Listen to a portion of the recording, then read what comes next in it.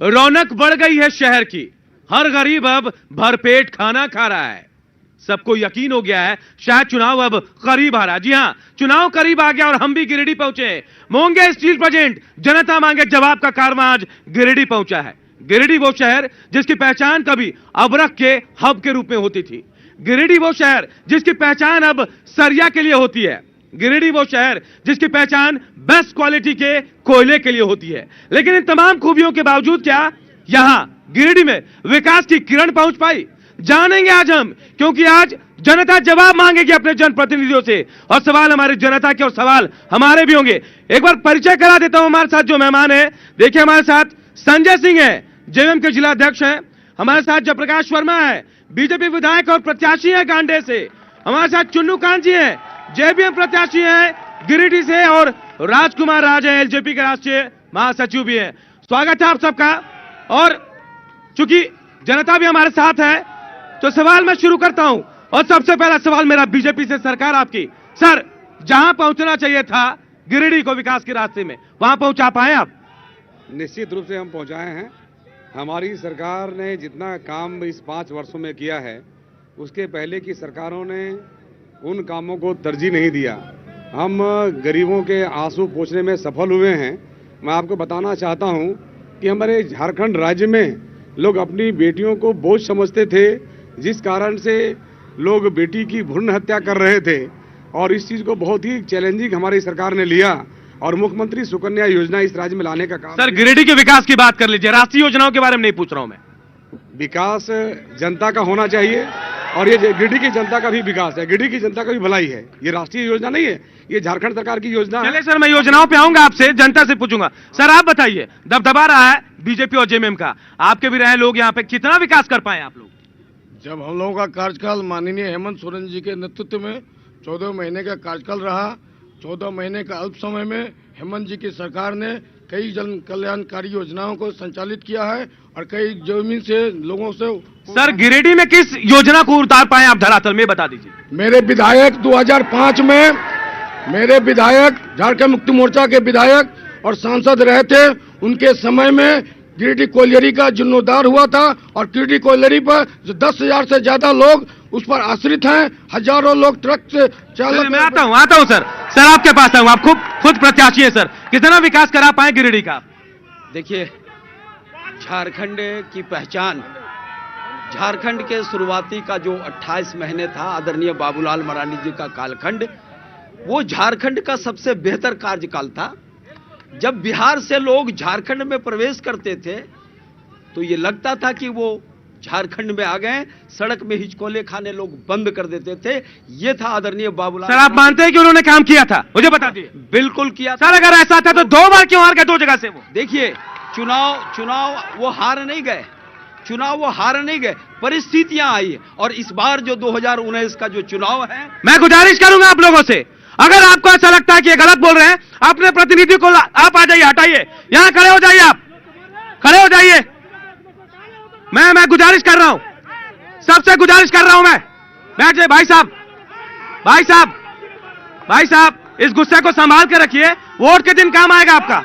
अगर आपके प्रतिनिधि जवाब नहीं देते हैं ना तो मैं बुलाता हूं आपको। है हिम्मत तो आइए, वहां खड़े हो जाइए। है हिम्मत किसी में? आइए। इसे राजनीतिक मंच मत बनाइए सर, इमेज खराब होगी गिरिडीह की। राजनीतिक मंच मत बनाइएगा इसको।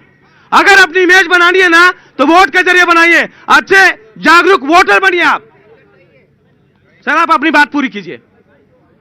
तो हम ये कह रहे थे कि झारखंड का जो शुरुआती दौर था आदरणीय बाबूलाल मरांडी जी का, जिस पीरियड में झारखंड ने देखा, गिरिडीह ने देखा, झारखंड ने देखा कि सीधे तौर पर झारखंड की पहचान एक बदलते हुए राज्य की थी। जब कोई आदमी बिहार से झारखंड में प्रवेश करता था तो उसको लगता था कि सड़कें झारखंड की है, हिचकोला खाना आदमी बंद कर दिया। ये राज्य की बात। आप विकास की बात कर। सर, आप बताइए सर, आप किस उद्देश्य से चुनाव लड़ रहे हैं? साथ तो थे लेकिन यहां नहीं है सर। नहीं, हम लोग आज भी भारत की सरकार में साथ हैं, लेकिन झारखंड की जो रघुवर जी की सरकार है, उनकी गलत नीतियों के कारण हम लोगों को अलग होना पड़ा। जब जनता में आक्रोश हम लोगों ने देखा जब हम लोगों ने देखा कि पारा शिक्षकों को पिटाई हो रही है, आंगनबाड़ी सेविका सहायिका की पिटाई हो रही है पुलिस बल से, जब हम लोगों ने देखा कि जो रैयती जमीन जो गैर मजरूआ घोषित किया जा रहा है। सर, बिहार में घोटाला नहीं दिखे आपको? शिक्षा में घोटाला नहीं दिखा आपको? आज यहाँ आरोप लगा रहे हैं आप। मुझे आश्वासन दे दीजिए आप कि सरकार बनाने की नौबत आएगी तो नहीं जाएंगे बीजेपी के साथ, रघुवर सरकार के साथ नहीं जाएंगे। झारखंड में हम लोग नया विकल्प है, तीसरा विकल्प के रूप में लोक जनशक्ति पार्टी अपना परचम लहराएगी और हमारे बिना कोई सरकार नहीं बनेगी, मेरे शर्तों पे सरकार बनेगी। चलिए, आप लोगों ने अपना जवाब दे दिया है, अब बारी जनता की है। लेकिन एक बात मैं बताऊंगा, जिस सरिया के लिए गिरिडीह की पहचान होती है, मोंगिया स्टील टीएमटी सरिया के जो सीएमडी है गुणवंत सिंह मोंगिया भी हमारे साथ है। सर, आपका भी बहुत बहुत स्वागत है, समय निकालकर आप यहां आए। और सबसे पहला सवाल मैं आपसे ही करूंगा सर, आपने देखा गिरिडीह को बढ़ते हुए, क्या चाहते हैं सर? कैसा प्रदेश होना चाहिए? गिरिडीह को कैसा होना चाहिए? देखिए, हम लोग तो उद्योग से जुड़े हुए हैं और हम लोग हर समय यही चाहते हैं कि जितना उद्योग बढ़ेगा उसी से सब चीज़ का, जैसे मान लीजिए कि आज एम्प्लॉयमेंट की ज़रूरत पड़ती है या धन की ज़रूरत पड़ती है तो टैक्स हम ही देंगे, एम्प्लॉयमेंट भी हम ही देंगे। तो सबसे पहले आपको ये तो देखना होगा उद्योग कैसे बढ़े। आज माइका की परिस्थितियाँ इतनी खराब होती चली गई और आज तक माइका के बारे में ना आज एक भी माइंस किसी को नहीं मिल पाई। मैं ये नहीं कहता सिर्फ स्टील उद्योग है, और भी उद्योग है। तो इन चीज़ों के प्रति विशेष ध्यान दे करके आप पहले उद्योग को बढ़ाइए और सभी का फायदा इसी में है कि उद्योग आगे बढ़े। चलिए सर, आपकी बात शायद सुनेंगे आप लोग और शायद कुछ बेहतर करेंगे। मैं अब सवालों पर आता हूं।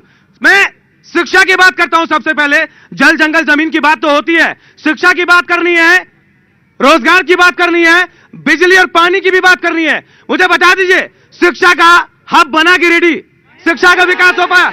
मैं आता हूं, आप खड़े हो जाइए, मैं सवाल लेता हूं आपसे।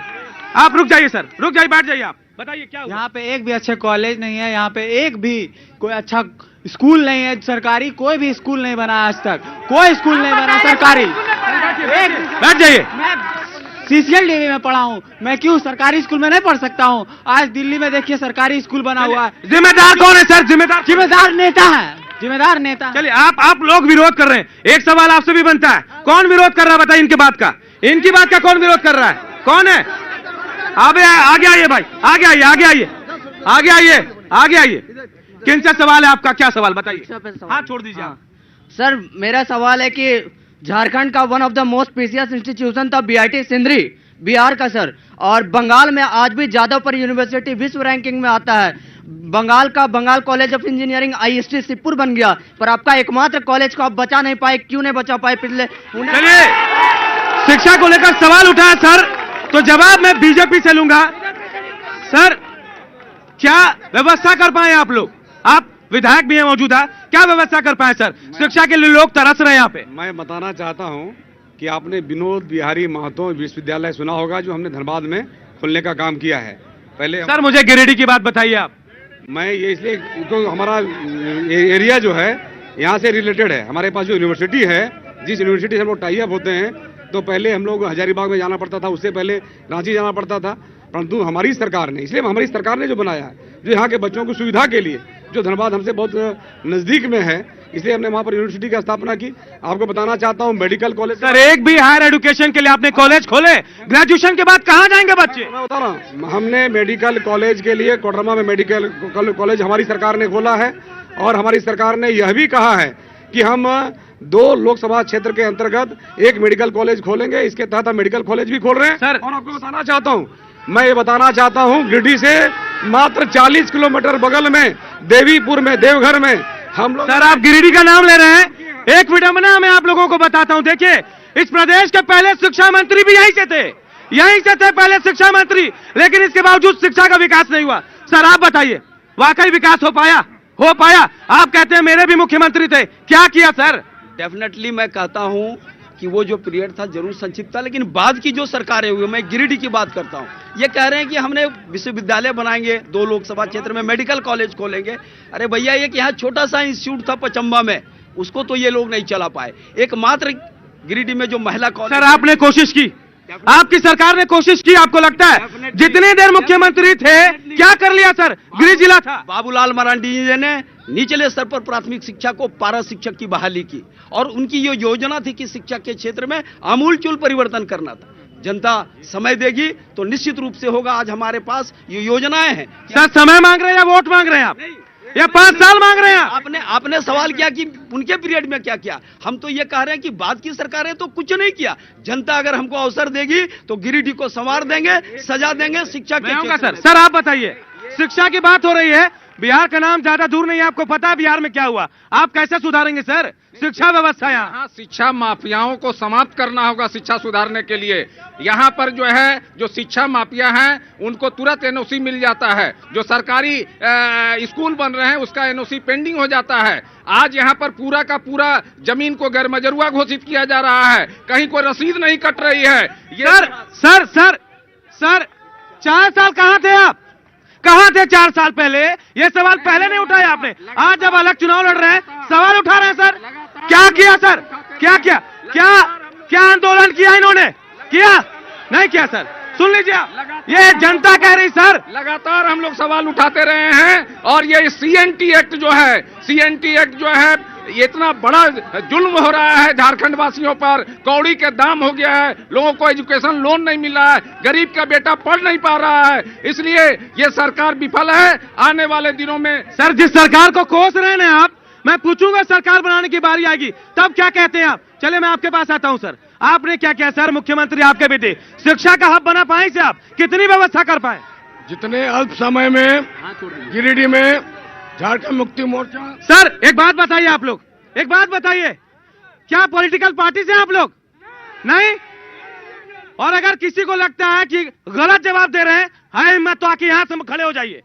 है हिम्मत, यहां खड़े हो। कौन सी पार्टी से आप? कोई पार्टी से नहीं। सवाल कीजिए आप। पारा शब्द कब खत्म होगा? क्यों शोषण किया जा रहा है पारा शब्द बोल करके? पारा शब्द खत्म किया जाए, जो भी हो अस्थायी नियुक्ति हो। सरकार शोषण कर रही है पारा शब्द लगाकर। कौन जिम्मेदार है सर ये बता दीजिए। जिम्मेदार सरकार है। पारा शब्द करके लोग शोषण करता है। अस्थायी बहाली हो, अस्थायी नियुक्ति हो, जो 60 साल तक अपना लाइफ को। चलिए आप बैठिए। सर स्थायी बहाली में क्या परेशानी है, क्या दिक्कत है सर? हम लोग योग्यता के आधार पर अस्थायी बहाली कर रहे हैं। आप लोगों ने देखा होगा पिछले दिनों 18,000 शिक्षकों की बहाली हमारी सरकार ने किया और उसमें जो पारा शिक्षक थे उनको भी महत्व दिया गया। पारा 50% आरक्षण उनके लिए किया गया और जो टैलेंटेड पारा शिक्षक थे उन्हें आज सरकारी शिक्षक वो बन गए हैं। सर इतनी फजीहत, आप कह रहे हैं नौकरी दे दी, पिटवाया भी तो आपने? आप नहीं पिटवाया सर? हमने नहीं पिटवाया। हमने नहीं पिटवाया। आपकी सरकार नहीं थी।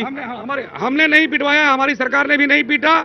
अगर आप बलपूर्वक कोई गलत काम करना चाहोगे तो भैया पुलिस आपको रोकेगी। पुलिस आपको मारना नहीं चाहती, पुलिस आपको पीटना नहीं चाहती। इत्तेफाक रखते ये कह रहे हैं कि नहीं तो जो रांची में जिस पारा शिक्षक की मृत्यु हुई, ये बताएं कि वो कैसे मर गया? बीमारी से मर गया था। इनके पास तो कहने का जवाब नहीं है। ये एक तरह से हत्यारा है ये सरकार, जो आंगनबाड़ी सेविका को बिल्कुल मैं प्रयोग किया। इन्होंने गलत शब्द का प्रयोग किया है। सरकार हत्यारी नहीं है, सरकार जनता के। सर आप यहाँ नारेबाजी मत करिए, नारेबाजी मत कीजिए सर। आप राजनीति करेंगे सर, और लाइव चल रहा है सर, लाइव, और जनता जान जाएगी कि आप राजनीति कर रहे हैं। गुजारिश है मेरी आपसे, गुजारिश है मेरी, आप प्रत्याशी है सर, अपनी बात रखिए, धैर्य के साथ रखिए, सुनने का भी मादा रखिए आप। सर आप बताइए। नहीं, पारा शिक्षकों का मांग जायज है, उनको नियमितीकरण होना चाहिए, जमीन का रसीद कटनी चाहिए, सीएनटी एक्ट में सरलीकरण आना चाहिए। इसके लिए सरकार से हम लोग लगातार बात कर रहे हैं, लेकिन कब बात किया सर? कोई तारीख याद है आपको? मुझे तारीख बता दीजिए अगर आपने कभी बात की हो। राष्ट्रीय अध्यक्ष चिराग पासवान ने मुख्यमंत्री को पत्र लिखा, लेकिन उसका कोई जवाब नहीं मिला। गठबंधन होने से पहले, गठबंधन के बाद, ये बता दीजिए मुझे आप। चलिए मैं रोजगार की बात करता हूं, रोजगार की बात। आप वहीं रहिए सर, आप वहीं रहिए। रोजगार की बात मैं करता हूं। किसी को रोजगार मिलता है यहाँ? लगता है? चले मैं पीछे आता हूं सर, आपके पास आता हूं, मैं आपके पास आता हूं। आप बताइए सर, रोजगार मिलता है यहाँ? नहीं मिलता सर। एक आदमी से आप बताइए क्यों, क्या परेशानी है? यह परेशानी यही होता है, पढ़े लिखे हुए इंसान का पछता रही है। क्या और क्या बोल रहे? पढ़े लिखे हुए इंसान का यहाँ पे बेरोजगारी है। क्यों बताइए ना। ऐसे ही भैया। चलिए, सवाल नहीं आपके पास, मैं इधर आता हूँ। चलिए आपके पास आता हूँ। चलिए आप बैठिए सर, आप बताइए। यहाँ पे ना ही कोई व्यवस्था है किसी प्रकार का रोजगार का, ना ही जितनी भी फैक्ट्रियां है वो आज अधिकतर गिरिडीह में बंद है। आखिर वो क्यों? हमारे विधायक जी से हमारा सवाल है कि हमारे प्रेजेंट विधायक क्यों नहीं है, और ये गांडे विधानसभा के विधायक यहाँ क्यों आए, वो गांडे के बारे में बताएं।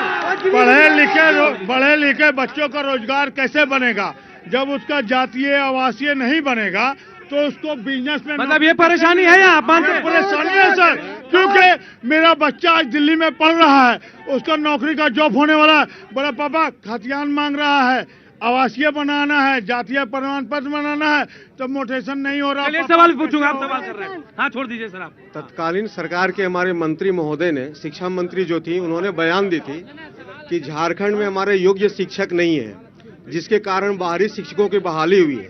तो क्या झारखंड के बेरोजगारों को अपमान नहीं है, या तो आपकी शिक्षा व्यवस्था में कमी है? चलिए मैं पूछता हूँ सर, एक परेशानी है यहाँ, मैं आऊँ, बैठ जाओ भाई, आऊंगा। एक परेशानी है सर, अबरख था यहाँ, बंद हो गया, लेकिन ढिबरा चलाते हैं आप लोग। आप कहते हैं अवैध कर दिया, ढिबरा चला रहे हैं आप लोग। सर क्यों बंद कर दिया आप लोगों ने? रोजगार दे सकते थे आप लोग। हम लोग माइनिंग को बढ़ावा देना चाहते हैं, माइनिंग को बढ़ावा देते हैं, कोई नीति बना पाए सर? परंतु मैं बता रहा हूँ कि आप जो कह रहे हैं अबरख की बात कह रहे हैं, आपके इस धरातल में जितना भी अबरख था, वह अबरख आज वहाँ जमीन के अंदर नहीं है। पूछता हूँ सर, क्या अबरख यहाँ नहीं है? अबरख यहाँ नहीं है? अबरख सुन रहे सर? है ये आप कह रहे हैं सर? मैं ज्योग्राफी का स्टूडेंट रहा हूँ, और ये जो गिरिडीह से लेकर कोडरमा तक का जो इलाका था, एक जमाना का वर्ल्ड का सबसे लार्जेस्ट अबरख प्रोड्यूसर था, माइका प्रोड्यूसर था, परंतु अब हमारे पास वहां माइनिंग नहीं बचे हैं, इसलिए माइनिंग नहीं हो पा रहा। सर ये आप कह रहे हैं? मैं कोडरमा होकर भी आऊं, डिबरी देखने भी गया था, मैं देख कर रहा हूं सर, मैं देख कर रहा हूं सर। अब बोरे के बोरे भर के लोग यहाँ दावा करते हैं कि हम जर्मनी तक भेज सकते हैं, आप कह रहे हैं बंद हो गया? वो अवशेष निकाल रहे हैं जिसका ज्यादा वैल्यू नहीं है। सर यही बात कोयले में भी लागू होती है। आप कहते हैं कोयला खत्म हो गया, कोयला आप देखिए रास्ते भर आपको ढोते हुए लोग मिलेंगे। आप बताइए अबरख वाकई खत्म हो गया? जी नहीं, अबरख के माइंस अभी भी हैं। सरकार की नीतियां गलत हैं, लोगों को, व्यापारियों को, उद्योगपतियों को इनका सहयोग नहीं मिलता है।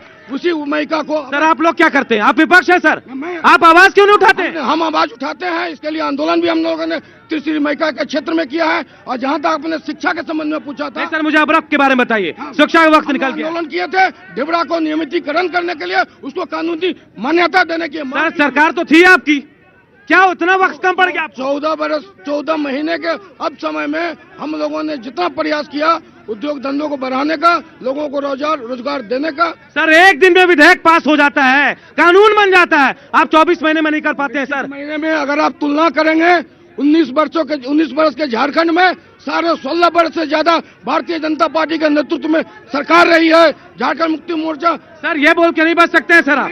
सरकार किसी भी की रही, आपकी भी सरकार थी। मैं आपके पास आता हूं सर, सरकार आपकी भी थी, आपको नहीं लगा उस समय भी यही सवाल उठता अबरख को लेकर? चमक विदेश तक थी, क्यों फीकी पड़ गई सर? तो हम कह रहे हैं कि जब बाबूलाल जी थे तो उसके लिए सारी व्यवस्था थी, और अभी ये हम उसका जवाब दे रहे हैं कि ये कहते हैं कि ज्योग्राफी के विद्यार्थी हैं और अबरख नहीं है। फिर ये माइनिंग के लिए ऑक्शन किस लिए किए थे? करोड़ जिस माइंस में 5,000 रुपए का मायका नहीं मिल सकता, उसका 14 करोड़ का ऑक्शन कर दिया। तो ऑक्शन किस बात का? जब मायका नहीं है तो आपने ऑक्शन कैसे किया? इनकी नीयत साफ नहीं है, ये चाहते ही नहीं कि छोटे उद्योग पनपे, और मायका के जाने से इस इलाके में लाखों लोग बेरोजगार हुए। वो मायका जो पूरे दुनिया को एक बात बताइए, गिरिडीह में आपके सांसद थे, मुख्यमंत्री सांसद रहे आपके?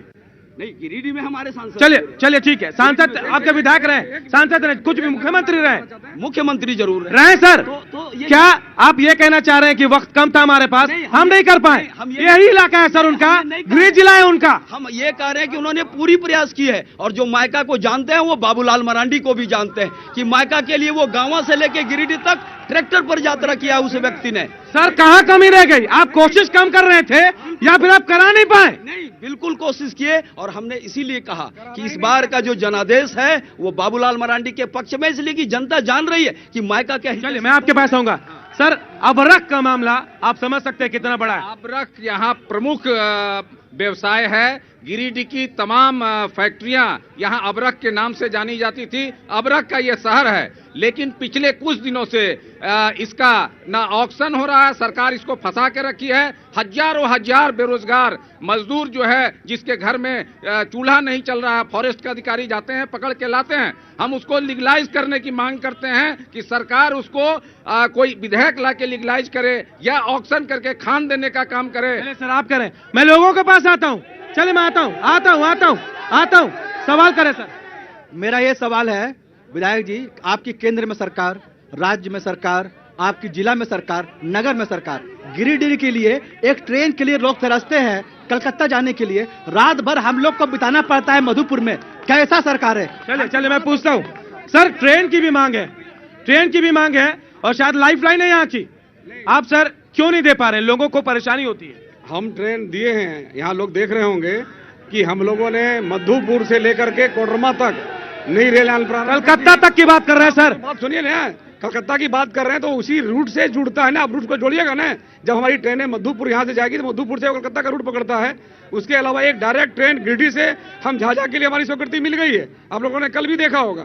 तो इसी प्रकार से एक लाइन गिरिडीह से पारसनाथ के लिए हम लोगों ने जोड़ दिया है। ये नई परियोजना है जो हम गिरिडीह के लिए ला रहे हैं। रेल की जब बात उठी है तो मैं सर 5 साल और लगेंगे इसमें, 5 साल लगेंगे सर। योजनाएं अब धरातल पर उतरेगी तो रेल की बड़ी योजना होगी। मैं सवाल लेता हूँ, सवाल लूंगा मैं, सवाल लेता हूँ मैं। चलिए, महिलाएं सवाल लेंगे जी। हमारी सरकार ने जो है सो विकास क्या कर रहे हैं भाई, क्या कर रहे हैं? विधायक बनना है आपको? सुनिए, विकास के मुद्दे पर बात कीजिए कि विकास कितना हुआ है झारखंड में।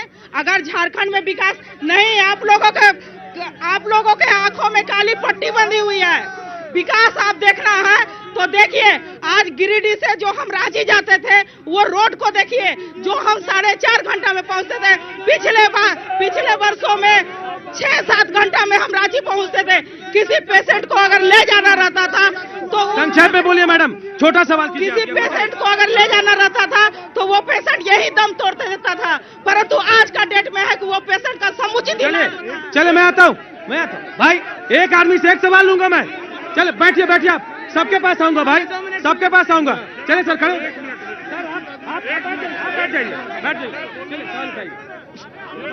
झारखंड अलग हुए 19 साल हुआ, जिसमें 16 साल भाजपा ने राज किया, लेकिन 16 साल में भाजपा ने क्या विकास किया? न शिक्षित विकास की बात है, हाथ छोड़िए आप। जो शिक्षित सबसे ज्यादा है उसी को हम लोग वोट करेंगे। बढ़िया, सर आप बताइए। मैं बोलना चाहता हूँ, हेमंत अभी खनन पर बहुत चर्चा हुआ, माइनिंग पर। मैं बोलना चाहता हूँ कि हेमंत जी के सरकार के समय में जो बालू हमारा झारखंड का और अपना है, उसको ये लोग बॉम्बे के हाथ में गिरवी क्यों रखे? बॉम्बे सवाल किससे है सर? सर ये सवाल किससे आपका? मेरा झारखंड पार्टी के सरकार से है। चलिए, ये मैं आऊंगा सर, सबके पास आऊंगा मैं, आऊंगा सर। सवाल सुन लिया आप लोगों ने, जवाब मिलेंगे आप लोगों से, लेकिन फिलहाल एक छोटे से ब्रेक के लिए रुक रहे हैं। मोंगिया स्टील प्रोजेक्ट जनता मांगे जवाब में सवाल और भी लेंगे, क्योंकि जनता सवाल पूछना चाहती है और जवाब इन जनप्रतिनिधियों से लेंगे। एक छोटा सा ब्रेक, जल्द लौटते हैं।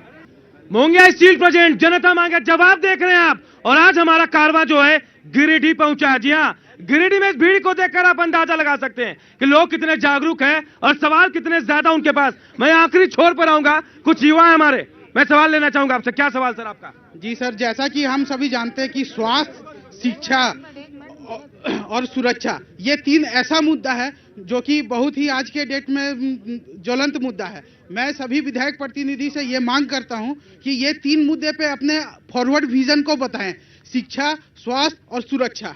चलिए, मैं सवाल लूंगा। सवाल और भी है किसी के पास स्वास्थ्य को लेकर? किसी के पास? चलिए मैं आखिरी छोर पर आता हूं सर, आपके पास स्वास्थ्य को लेकर सवाल है तो करें सर आप। भाजपा पार्टी को छोड़कर बाकी जितनी भी पार्टियां हैं 364 दिन कहां रहती है? 1 दिन 2 दिन के लिए यहाँ दिखावा करने के लिए आते हैं। चलिए स्वास्थ्य को लेकर सवाल, सॉरी स्वास्थ्य को लेकर सवाल किसी का और पे, किसी और के पास सवाल है स्वास्थ्य को लेकर सवाल है, एजुकेशन के लेके स्वास्थ्य को लेकर बताइए सर, किसी के पास? चलिए, स्वास्थ्य को लेकर यही सवाल है। गिरिडीह का एक सदर अस्पताल है जो रेफरल अस्पताल बनकर रह गया है, नहीं विश्वास है तो जाकर देख सकते। चलिए ये मुझे भी किसी ने कहा था, मैं आऊंगा, मुझे भी किसी ने बताया था कैसी स्थिति सदर अस्पताल की है सर। मैं पहले आपके पास आता हूं सर, क्या ऐसा है रेफरल अस्पताल है यहाँ? पूरी तरीके से स्वास्थ्य सेवा गिरिडीह जिले में ध्वस्त है। गिरिडीह शहर का सदर अस्पताल जिसमें 15 वर्षों से हड्डी विशेषज्ञ डॉक्टर की पोस्टिंग नहीं हुई है, कोई मेडिसिन का डॉक्टर नहीं है। माननीय विधायक और भाजपा के साथी बताएं कि गिरिडीह में से प्रतिदिन सैकड़ों एम्बुलेंस मरीजों को लेकर दूसरे शहरों में। सर ये अभी स्थिति है, पहले भी थी? अभी स्थिति है, इनके कार्यकाल में बुरी स्थिति हो गई है। सिर्फ अस्पताल। सर आपके कार्यकाल में क्या थी ये भी बता दीजिए। मेरे कार्यकाल में हमारे स्वास्थ्य मंत्री के नेतृत्व में यहाँ जन औषधि केंद्र खोला गया, जो इनके कार्यकाल में पूरी तरीके से बंद है। क्या ये सही कह रहे हैं जेएमएम के लोग? कह रहे हैं?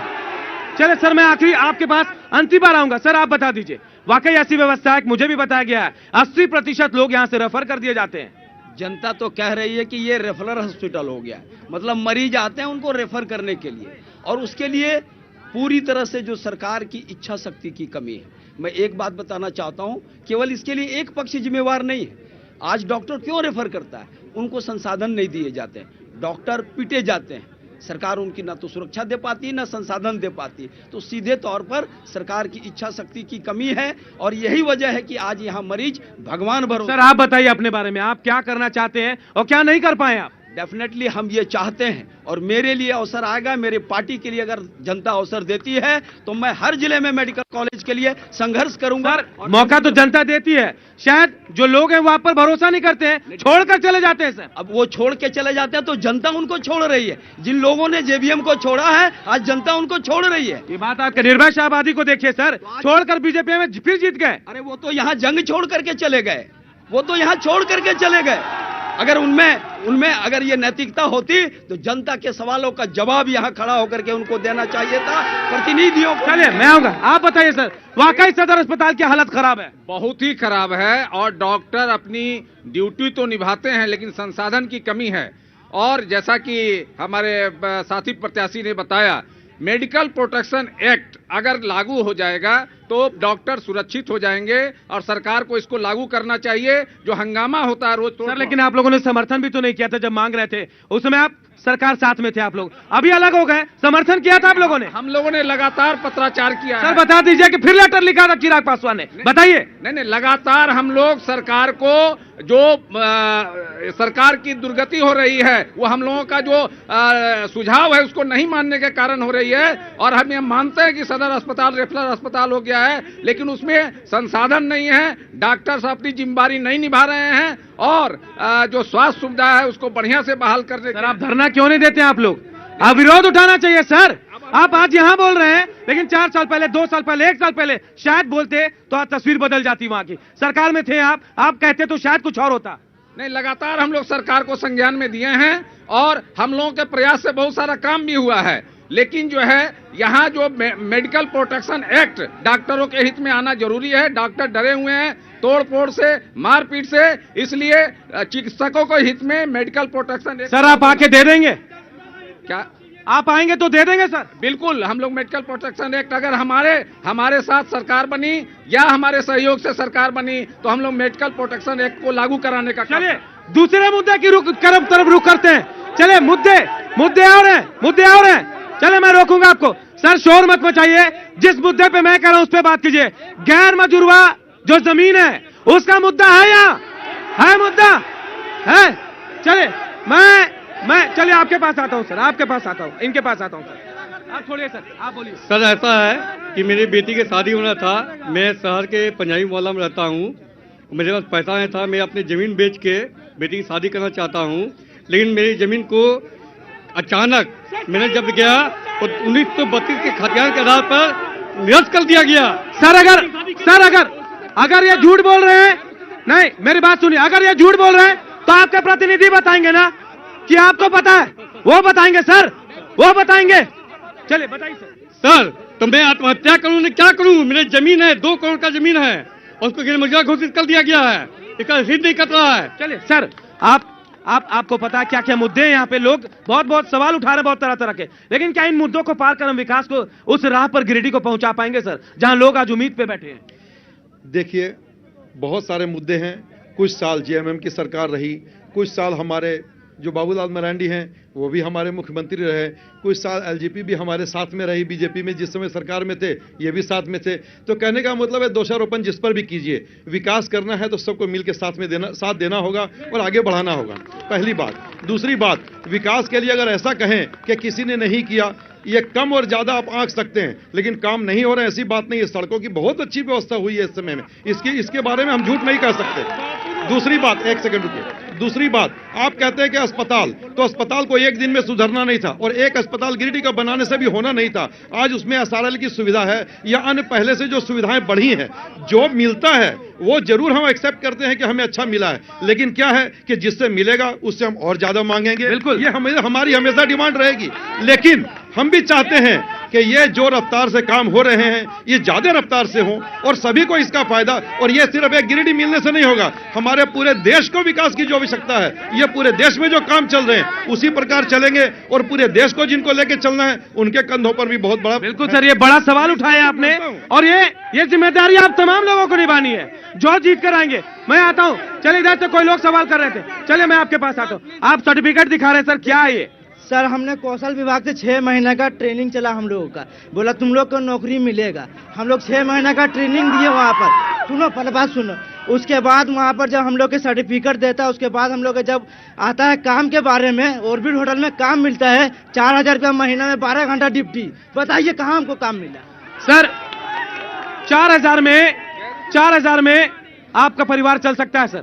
4000 में वैसी बात नहीं है। जो जिस टाइप का ट्रेनिंग ले रहे हैं, हमारी सरकार ने अटल कौशल प्रशिक्षण केंद्र की स्थापना गिरिडीह जिला में भी 2-3-4 जगह की हुई है, जहां पर कोई भी बेरोजगार युवक, वह युवक मैट्रिक है, नॉन मैट्रिक है, इंटर है, वह जिस भी प्रकार का प्रशिक्षण लेना चाहता है, हम उन्हें सर आप प्रशिक्षण तो देते हैं, लेकिन कोई गारंटी देते हैं कि आपको इतने पैसे का रोजगार मिलेगा? लेकिन 4000 सर, 4000 बता दीजिए। बात पूरा होने दीजिए।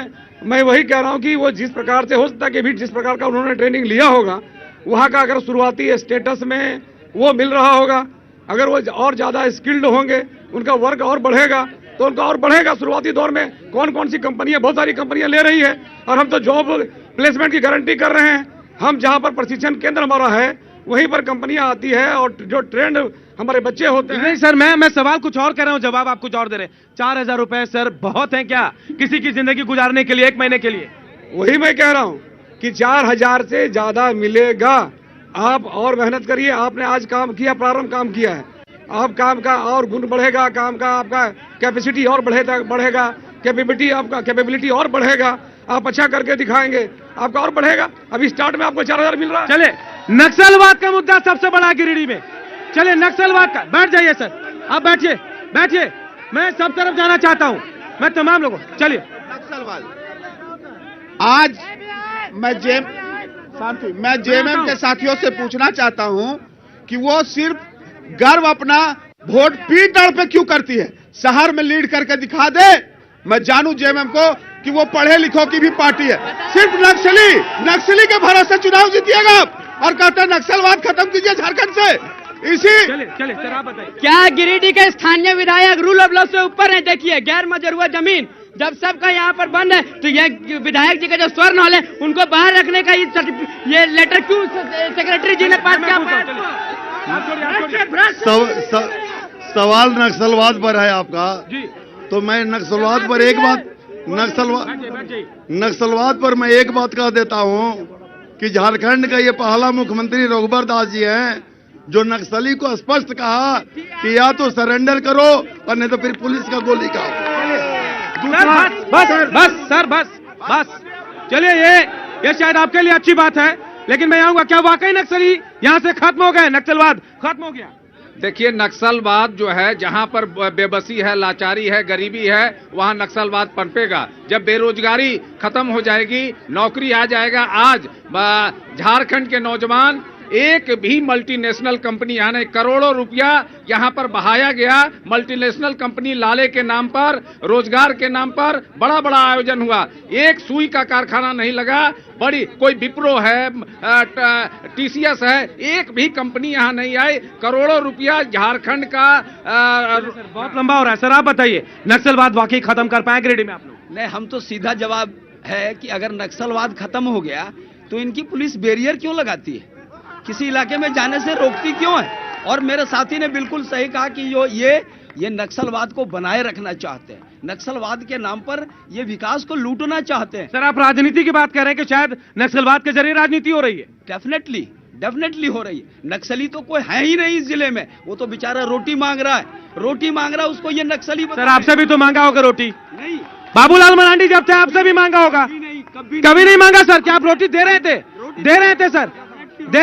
डेफिनेटली रोटी दे रहे थे। और हम ये कहते हैं कि अगर आप चाहते हैं कि लोगों को रोजगार मिले, ईमानदारी से प्रयास करिए, लोगों को स्वास्थ्य सुविधा मिले, ईमानदारी से प्रयास करिए, तभी समस्या दूर। सर आपके पास आऊंगा। आप कहते हैं नक्सलवाद का खात्मा कर रहे हैं आप लोग, अंतिम कगार पर है, ये सवाल उठा रहे हैं सर कि बैरियर बंद करते हैं आप लोग, क्यों सर? नक्सलवाद खात्मे की तरफ 100% है, ये बात सच है, परंतु हम आम नागरिकों को सुरक्षा प्रदान करने के लिए जरूर बैरियर लगाएंगे, ताकि कोई भी गलत तरीके से कोई भी व्यक्ति, जरूरी नहीं कि नक्सलवाद ही को हमला कर सकता है, नक्सलवाद ही कुछ लूट कर सकता है, चोरी कर सकता है, और भी आप जानते हैं कि जो मानवीय प्रवृत्तियां जो होती है, ह्यूमन्स जो ट्रेंड्स होते हैं, they all are different, their thoughts are different. कोई भी व्यक्ति कहीं भी गलत कर सकता है, उन चीजों को हम रोकने के लिए बैरियर लगाते हैं और पुलिस अपना ड्यूटी निभाती है, ताकि आम जीवन का, आम मानव का। चलिए मैं आपके पास आऊंगा सर। क्या नक्सलवाद का मुद्दा आप पर आरोप लग रहा है? आप सुन रहे हैं? मैं सुन रहा। सबसे पहले मैं भाजपा के साथी जिसने पीटीआर की जनता को अपमानित करने का काम किया और नक्सलवादी घोषित करने का काम किया, मैं इसका विरोध करता हूं। इनका विकास कहीं नहीं गया। 3.5 लाख करोड़ का ये एमयू है, सूचना अधिकार में मैंने निकाल कर रखा है। फर्जी एमयू रघुवर दास के नेतृत्व में किया गया, हाथी उड़ाया गया, करोड़ों रुपयों का बंदर फाट किया गया, और ये अपनी नाकामी छिपाने के लिए नक्सलवाद का नाम लेते हैं और पीटीआर की जनता का अपराध कर को ये क्या अपराधी हैं? इनको अगर नैतिकता है तो इनके विधायक, इनके उम्मीदवार पीटीआर जाना बंद करें। चले ये आरोप है। मैं आऊंगा। चलिए सर आपके पास आता हूँ। सर आप खड़े हो जाइए। देखिए सर, जो भी हो ईमानदार नेता होना चाहिए, ईमानदार मुख्यमंत्री होना चाहिए देश में या स्टेट हो, जो भी हो, ईमानदारी का बहुत सख्त जरूरत है। काम जिन्होंने किया वो अच्छा किया, नहीं किया। सर ये गुजारिश मैं आप तमाम लोगों से करता हूँ, वोट उनको दीजिए जो आपके लिए काम करता हो। वोट उनको दीजिए आप जो आपके लिए काम करता हो, आपके सुख दुख में रहता होगा सामने। मैं यही कहूंगा। सर आप बैठ जाइए सर, बैठ जाइए। चले सर, ये आम जनता है सर। आप जाइए सर, आपसे पूछूंगा मैं। आप जाइए पीछे, आप पीछे जाइए सर, आप पीछे जाइए। सर अगर ईमानदारी से काम करेंगे, शायद आप तमाम लोगों के लिए कह रहा हूं, अगर ईमानदारी से काम करेंगे तो आज यहां जनता की अदालत में नहीं आना पड़ेगा सर। मैं भी गुजारिश करता हूं तमाम लोगों से, काम कीजिए ईमानदारी से और गिरिडीह को उस विकास के पायदान पर पहुंचाइए सर, जहां इसे पहुंचना चाहिए वहां पहुंचाइए सर। आज इतनी जनता सवाल कर रही है, शायद नाराजगी है लोगों की। चले मैं अंतिम सवाल लेना चाहूंगा, क्या करेंगे सर अगर जीतते हैं तो आप लोग? मैं खुद बताना चाहता हूं। संक्षेप में बताइए सर। गिरिडीह की जनता जानती है, गांडे की जनता जानती है कि मैं जिस प्रकार से जनप्रतिनिधि के रूप में मैंने नए ढंग से यहाँ पर परिभाषित करने का काम किया है। सर विकास की बात बताइए सर, अपनी भूमिका नहीं तो आपने बोला कि उस चीज को बताइए। मैं संक्षेप में बताइए, वक्त नहीं है सर। मैं विकास के बारे में बताना चाहता हूँ। यहाँ की जनता, पहले हमारी जो सरकार केंद्र में बनी और झारखंड में बनी, आवास के बिना बेहाल थी। यहाँ की जनता का जो स्वास्थ्य के बारे में आप चर्चा भी कर रहे थे, मुझे बोलने का मौका नहीं मिला सर। बहुत ज्यादा वक्त हो रहा है मेरे पास, बिल्कुल वक्त नहीं। हमारी सरकार ने 108 एम्बुलेंस की व्यवस्था बहाल की। हमारी सरकार, मैं उम्मीद करूंगा सर व्यवस्थाएं बढ़ाएंगे आप भी बढ़ाएंगे और आप भी बढ़ाएंगे। चलिए, लोगों के सवाल बहुत हैं, विकास भी होगा, सतत प्रक्रिया विकास होगा, लेकिन मैं गुजारिश करता हूं आप लोगों से, वोट दें उस ईमानदार शख्स को जो आपके लिए काम करेगा, आपके घर के आसपास रहेगा। जनता मांगे जवाब में इतना ही। मुझे दीजिए इजाजत, नमस्कार।